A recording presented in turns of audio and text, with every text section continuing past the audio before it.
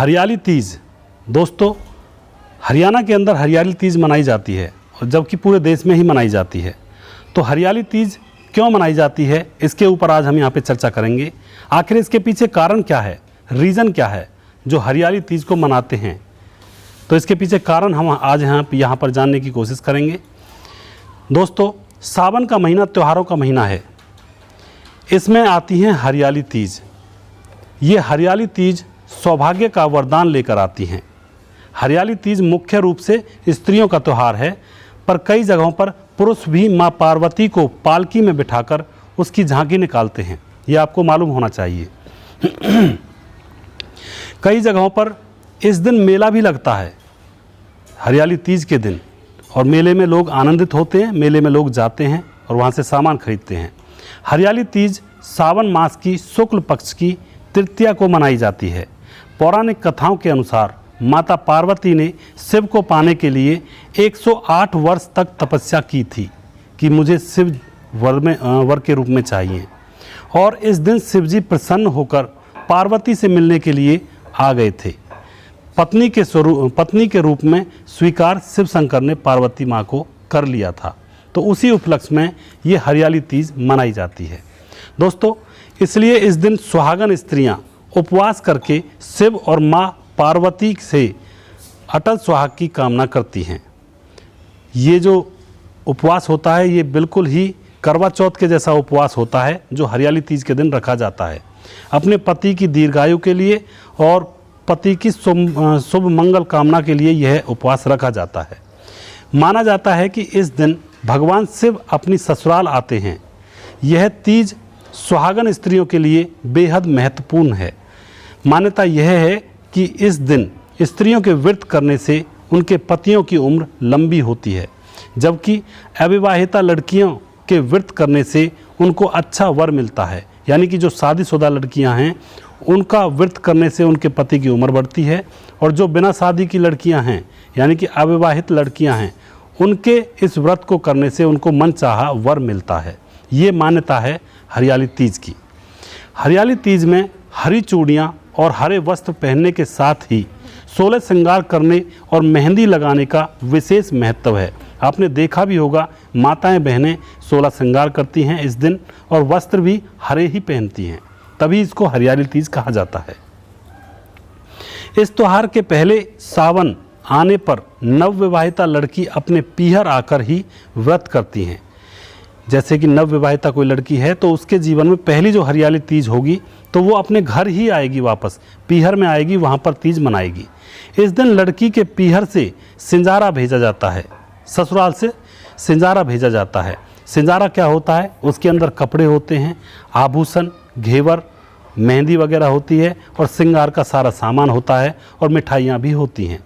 ये सामान लड़की के ससुराल पक्ष की ओर से उसके पीहर में भेजा जाता है, जिसे सिंजारा कहते हैं। इस दिन लड़कियां अपने पीहर में झूला झूलती हैं और पेड़ों के नीचे नाचती हैं।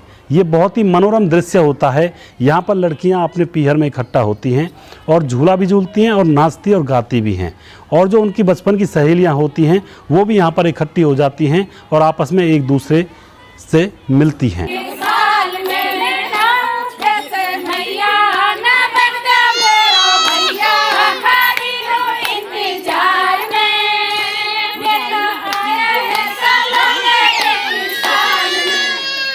बहुत ही मनोरम दृश्य होता है और देखते ही बनता है ये दृश्य। छोटी छोटी बूंदें पड़ती रहती हैं, ठंडी ठंडी सावन की हवा चलती रहती है और बहुत ही मनोरम दृश्य होता है। गीतों से पूरा वातावरण गूंज उठता है। इस दिन महिलाएं मिट्टी के शिव पार्वती बनाकर उनकी पूजा करती हैं।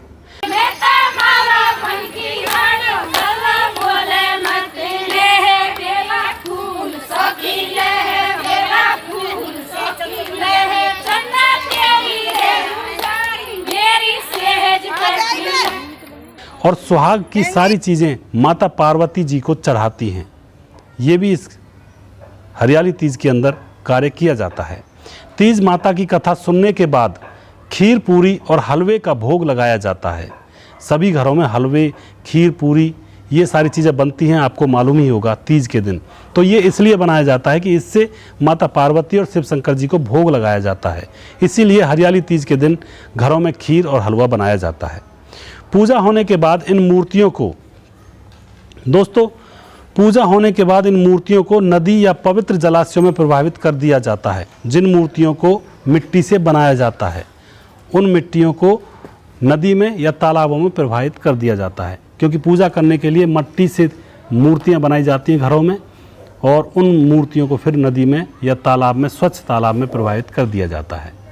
कुछ जगहों पर महिलाएं माँ पार्वती की पूजा करने के बाद लाल मिट्टी से स्नान करती हैं, यानी कि लाल मिट्टी से नहाती हैं। ऐसा करने से महिलाएं पूरी तरह से शुद्ध हो जाती हैं। थोड़ी बहुत जो बनी रहती है वो भी शुद्धता आ जाती है महिला के अंदर।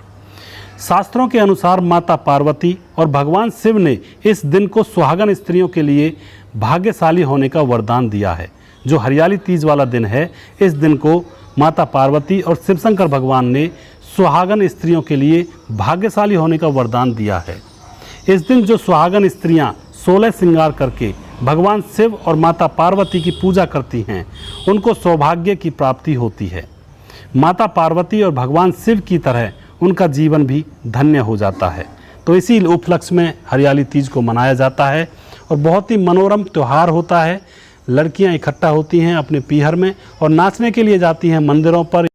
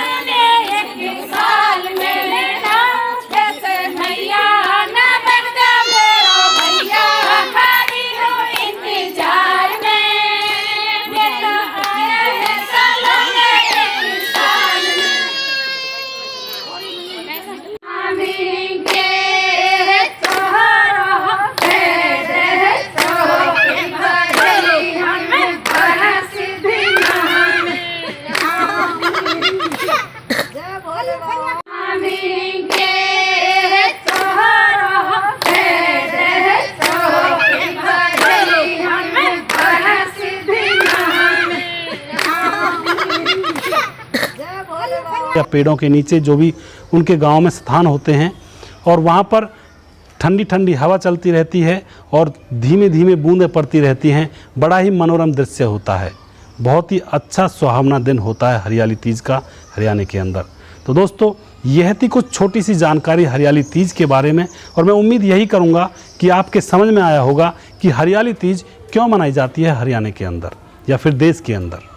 तो आपको यहाँ पे समझ में आ गया होगा। तो यह था आज का प्रोग्राम, और मैं नेक्स्ट किसी टॉपिक पर, किसी मुद्दे पर फिर से आपके समक्ष प्रोग्राम लेकर आऊँगा। तब तक आप अपना ख्याल रखिए, खुश रहिए। जय हिंद, जय भारत।